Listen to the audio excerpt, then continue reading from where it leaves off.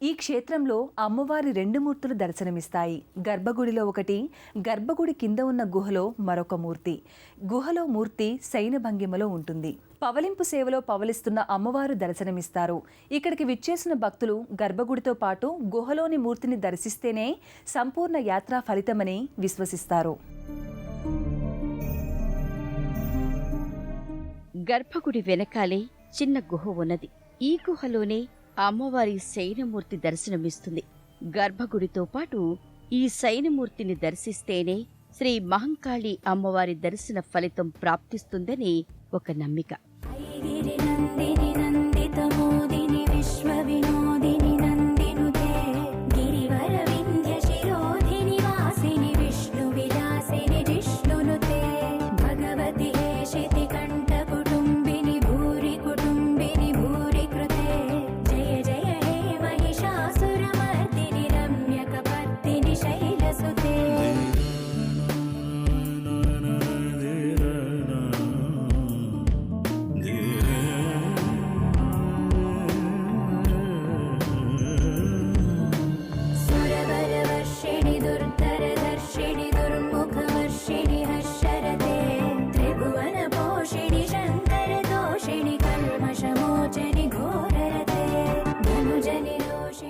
శ్రీ మహంకాళి అమ్మవారి మహిమలు అనంతం.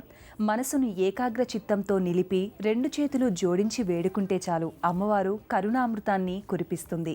విద్య, ఉద్యోగం, విదేశీయానం, వివాహం, సంతానం ఏ సంకల్పమైనా సరే చంద్రాపూర్ అమ్మవారిని దర్శించి వేడుకుంటే ఆ సంకల్పం నెరవేరుతుందని ప్రతీతి. అమ్మవారి మహిమలు వ్యాప్తి చెంది ఒక్క మహారాష్ట్రే కాదు, మన తెలుగు రాష్ట్రాలు, ఒరిస్సా, కర్ణాటక, దేశంలోని ఇతర రాష్ట్రాల నుండి కూడా భక్తులు తండోపతండాలుగా విచ్చేసి అమ్మవారిని దర్శించి తరిస్తుంటారు. ఈ అమ్మవారిని దర్శిస్తే జన్మ జన్మల పాపనాశనం, అమ్మ పాదాలు స్పర్శిస్తే అంతా శుభమే అని ఒక నమ్మిక. ఆ భక్తి విశ్వాసాలతోనే వేల కొలది భక్తులు అమ్మవారి దర్శనానికై తరలివస్తారు.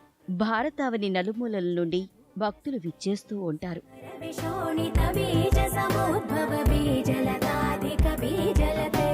శివ శివ శుంభ నిశుంభ మహావదర్పిత భూత పిశాచపదే జయ జయ హే మహిషాసురమర్దిని రమ్యకపర్దిని శైలసుతే.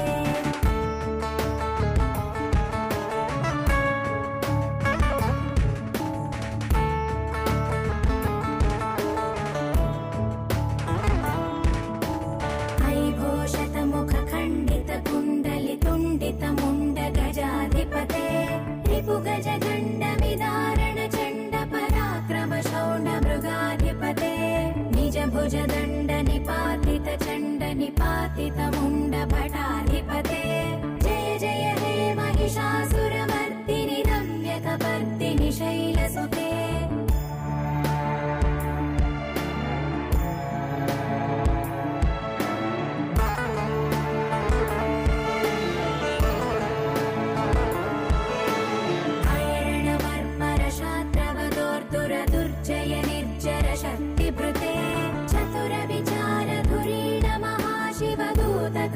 ప్రమదాధిపతే దురిత దురీహ దురాశయ దుర్మద దానవదూత దురంతగతే జయ జయ హే మహిషాసురమర్దిని రమ్యకపర్దిని శైలసుతే.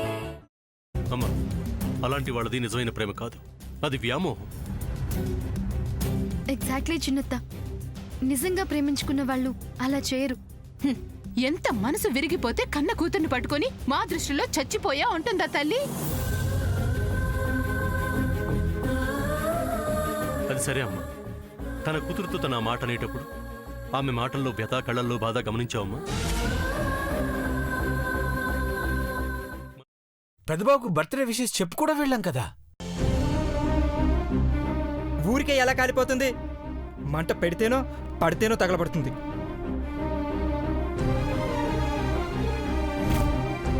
కరెక్ట్ చిన్నబాబు, నీకొచ్చినట్టే నాకు డౌట్ వచ్చింది. పార్వతే షర్టును తగలబెట్టిందనుకుంటా.